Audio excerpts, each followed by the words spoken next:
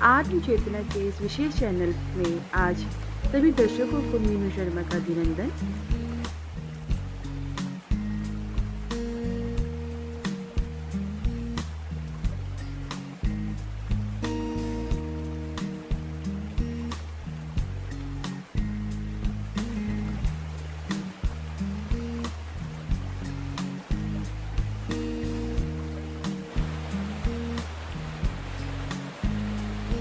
सात रंग के सप्तरंगीन हसीन सपनों के साथ आज आपके लिए क्या खास सौगात और विशेष संदेश के रूप में क्या क्या लाया है, इसे जानने के लिए सर्वप्रथम हमें कुछ तथ्यों पर ध्यान देना भी बहुत जरूरी है।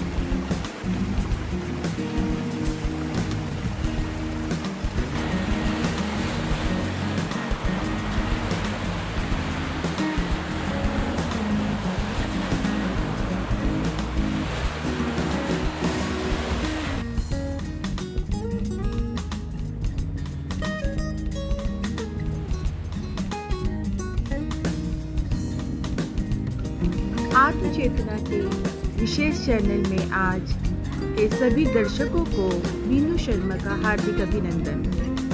7 घोड़ों के रथ का सफर सौरमंडल का राजा अपने दिव्य तेज और प्रकाश के द्वारा 7 रंग के सप्तरंगी हसीन सपनों के साथ आज आपके लिए खास सौगात और विशेष संदेश के रूप में क्या क्या लाया है, इसे जानने के लिए सर्वप्रथम हमें कुछ तथ्यों पर ध्यान देना भी बहुत जरूरी है। तभी हम नई मायनों में सौरमंडल के अन्य ग्रहों और उनसे संबंधित नक्षत्रों, राशियों, वस्तुओं, प्राणियों, कार्यकलापों, घटनाओं, दुर्घटनाओं के समय आदि का सटीक विश्लेषण कर पाएंगे तथा उनसे यथोचित मार्गदर्शन प्राप्त कर अपने और अन्य जीवन में अनुकूलता ला सकते हैं। अपने धर्म कर्तव्यों का विधिवत पालन करते हुए चारों पुरुषार्थों धर्म, काम, मोक्ष को सार्थक कर सकते हैं। संसार के कल्याणार्थ सृष्टि के आदि देश सृष्टिकर्ता ब्रह्मा जी द्वारा सर्वप्रथम ज्योतिष शास्त्र का निर्माण किया गया। यही वह शास्त्र है जिसके आधार पर मनुष्य को उसके जन्मतारीय कर्मों के दुष्परिणाम और सुपरिणाम का ज्ञान होता है। टास्क नंबर 1, तात्विक ज्योतिष ज्ञान पर आधारित डेली हॉरोस्कोप में आत्मचेतना के इस प्रारंभिक ट्रायल बेसिस वीडियो चैनल के सभी दर्शकों को मीनू शर्मा का हार्दिक अभिवादन। आज के इस टास्क में हम जानेंगे सृष्टि रचना के कुछ मूलभूत सिद्धांतों और आत्मा के विषय में। संसार में मौजूद हर वस्तु, हर पदार्थ, हर प्राणी पूर्णतः नाशवान है, अर्थात जो आज भौतिक रूप से विद्यमान है वो एक दिन ख़त्म जरूर होगी। यानी जो पैदा हुई है वो मरेगी भी जरूर, लेकिन उसके पैदा होने और उसके मरने तक के बीच की अवधि में उसके पालन पोषण और समुचित विकास के लिए कुदरत ने उसके लिए एक नाम, राशि, एक पहचान चिन्ह, एक व्यक्तित्व निर्धारित कर रखा है। साथ ही एक मुकम्मल टाइम भी उसके लिए फिक्स रहता है, जिसके अनुसार तमाम वस्तुएं, भाग्य आदि को उसको प्राप्त होते हैं। और ये सब निर्भर करता है उसके जन्म समय में आकाश मार्ग में समस्त सभी ग्रहों, उपग्रहों आदि की अवस्थी पर, जो अपने गोचरीय प्रभाव से यथा समय उससे संबंधित सभी वस्तुओं, व्यक्तियों, विचारों आदि का संयोजन कर उस तक पहुंचाती है। वो मुकम्मल समय, वो विशेष योग और अन्य सभी संयोजन कौन से हैं और कब कब घटित होंगे, इसका ज्ञान आत्म दर्पण, भाग्य दर्पण और जीवन दर्पण के माध्यम से हो सकता है, जिसके बारे में अन्य वीडियो में बताया जाएगा। फिलहाल तो ये जानना जरूरी है कि संसार में मौजूद हर नष्ट होने वाली वस्तु, पदार्थ, प्राणी आदि के बीच केवल आत्मा ही है जो अजर, अमर और अविनाशी है, सदा शाश्वत है, जो सांसारिक मृत्यु की स्थिति में केवल अपने शरीर रूपी चोले को बदलकर पुनः नया चोला यानी नया शरीर धारण करती है और अपने पूर्व चोले से संबंधित समस्त रिश्तों और संबंधों तथा माता पिता, पति पत्नी, प्रेम प्रेमिका, भाई बहन, मित्र शत्रु, सेवक स्वामी आदि धारित नामों का भी स्वतः त्याग कर विस्मरण कर देती है, क्योंकि विस्मरण और परिवर्तन ही तो संसार के कुछ मूलभूत नियम हैं। यदि विस्मरण यानी भूल जाने की प्रवृत्ति ना हो तो हमारा जीना बहुत ही दुश्वार हो जाएगा। तभी तो बोला गया है, बीती ताही विसार दे, आगे की सुधि ले, क्योंकि भूतकाल में ही अगर हम अटके रह गए तो वर्तमान और भविष्य काल भी खराब हो जाएगा या कभी आएगा ही नहीं।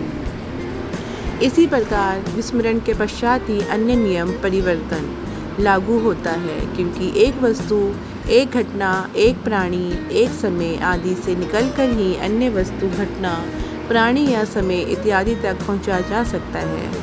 लेकिन कभी कभी दोनों नियमों का एक साथ घटित होना भी जरूरी नहीं होता। जैसे कभी तो किसी काल विशेष की विस्मृति नहीं होती और काल यानी समय आगे बढ़ चुका होता है और हम वहीं के वहीं ठहरे रह जाते हैं।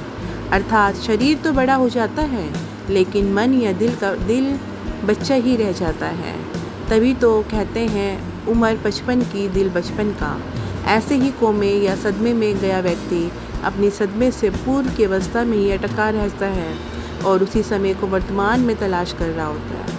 मृत्यु के उपरांत आत्मा शरीर तो छोड़ देती है, परंतु किसी किसी संबंध की गहराइयों या प्रेम या शत्रुता आदि से मोहित या प्रभावित होकर पूर्ण जन्म लेकर भी विभिन्न परिस्थितियों के वशीभूत होकर पुनः नए रूप, रंग, नाम, परिस्थितियों के वशीभूत होकर पुनः नए रूप, रंग, नाम, स्वभाव, संबंध, पहचान आदि के द्वारा उसके अर्थात पूर्ण जन्म के उस व्यक्ति या संबंध के संपर्क में आती है, जिसे प्रकृति का संयोग या काल का पूर्वजन्म कहा जाता है और वसुदेव कुटुंबकम की भावना भी सार्थक होती है।